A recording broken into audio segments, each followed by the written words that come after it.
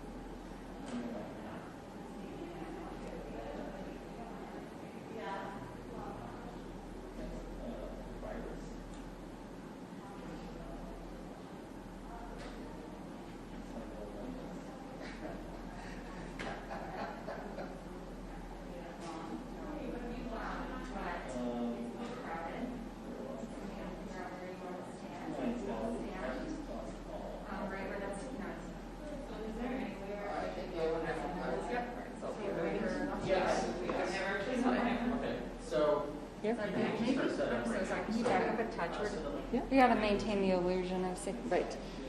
Right. So. There's Great. no illusion. I think that's great. Which? Yep. Which camera do you, or where am I at? Am I be looking here? Yeah. Got it. And the teleprompter. So. Do you have the key points? I'm getting for they're making for changes to them right now. Okay.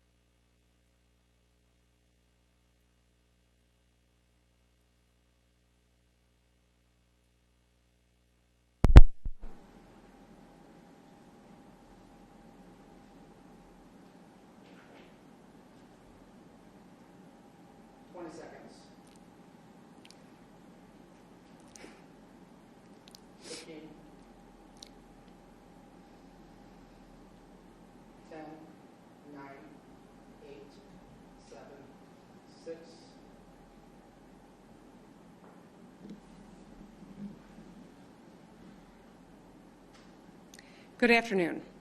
Earlier today, Attorney General Dana Nessel was joined by officials from the Department of Justice and the FBI to announce state and federal charges against 13 members of 2 militia groups who were preparing to kidnap and possibly kill me.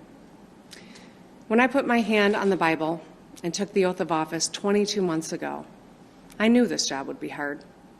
But I'll be honest, I never could have imagined anything like this. I want to start by saying thank you to our law enforcement. Thank you to the fearless FBI agents. And thank you to the brave Michigan State Police troopers who participated in this operation, acting under the leadership of Colonel Joe Gasper. I also want to thank Attorney General Nessel and the U.S. Attorneys Burge and Schneider and their teams for pursuing criminal charges that hopefully will lead to convictions, bringing these sick and depraved men to justice. As a mom with 2 teenage daughters and 3 stepsons, my husband and I are eternally grateful to everyone who put themselves in harm's way to keep our family safe. 2020 has been a hard year for all of us. Hard for our doctors and nurses and truck drivers, grocery store workers. It's been hard for the teachers and students and parents. Hard for those who have had to stay isolated to stay safe. And it's not over yet. But here's what I know. We're Michiganders. We have grit, we have heart, and we are tough as hell. We made it through the Great Recession. We made it through auto bankruptcies. We made it through floods and polar vortexes. But none of us has faced a challenge like COVID-19, not in our lifetimes. I've said it many times, we are not one another's enemy. This virus is our enemy, and this enemy is relentless. It doesn't care if you're a Republican or a Democrat, young or old, rich or poor. It doesn't care if we're tired of it. It threatens us all, our lives, our families, our jobs, our businesses, our economy. It preys on our elderly and medically vulnerable residents. And it has exposed deep inequities in our society. This should be a moment for national unity, where we all pull together as Americans to meet this challenge head on with the same might and muscle that put a man on the moon. Seeing the humanity in one another and doing our part to help our country get through this. Instead, our head of state has spent the past 7 months denying science, ignoring his own health experts, stoking distrust, fomenting anger, and giving comfort to those who spread fear and hatred and division. Just last week, the President of the United States stood before the American people and refused to condemn white supremacists and hate groups like these 2 Michigan militia groups. Stand back and stand by, he told them. Stand back and stand by. Hate groups heard the president's words not as a rebuke, but as a rallying cry, as a call to action. When our leaders speak, their words matter. They carry weight. When our leaders meet with, encourage, or fraternize with domestic terrorists, they legitimize their actions, and they are complicit. When they stoke and contribute to hate speech, they are complicit. In 1981, President Ronald Reagan spoke to the NAACP's annual convention, and his comments stand in sharp contrast to what we have seen on the national and state level from his own beloved party in 2020. He said, "A few isolated groups in the backwater of American life still hold perverted notions of what America is all about. Recently, in some places in the nation, there's been a disturbing recurrence of bigotry and violence." Then Reagan sent a direct message to those who still adhere to senseless racism and religious prejudice. "You are the ones who are out of step with our society," he said. "You are the ones who willfully violate the meaning of the dream that is America. And this country because of what it stands for will not stand for your conduct. So let me say this loud and clear. Hatred, bigotry, and violence have no place in the great state of Michigan. If you break the law or conspire to commit heinous acts of violence against anyone, we will find you, we will hold you accountable, and we will bring you to justice. For the past 7 months, I've made tough choices to keep our state safe. These have been gut-wrenching decisions no governor has ever had to make. And I get it. Life has been hard for us all.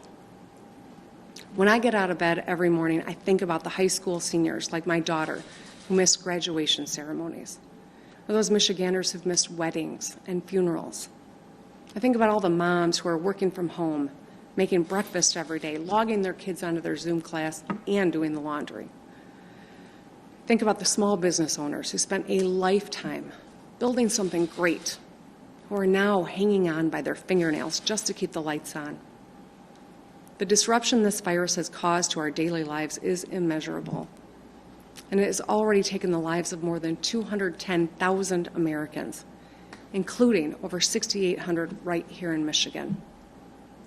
As painful as these losses are, our hard work and sacrifices have saved thousands of lives. We have one of the strongest economic recoveries in the nation. Make no mistake, there will be more hard days ahead. But I want the people of Michigan to know this. As your governor, I will never stop doing everything in my power to keep you and your family safe. You don't have to agree with me, but I do ask one thing. Never forget that we are all in this together. Let's show a little kindness and a lot more empathy. Let's give one another a little grace, and let's take care of each other. Wear your mask, stay 6 feet apart, wash your hands frequently, and look out for your neighbors. We are Michiganders. I know we can get through this. We will get through this. So let's get through it together. Thank you.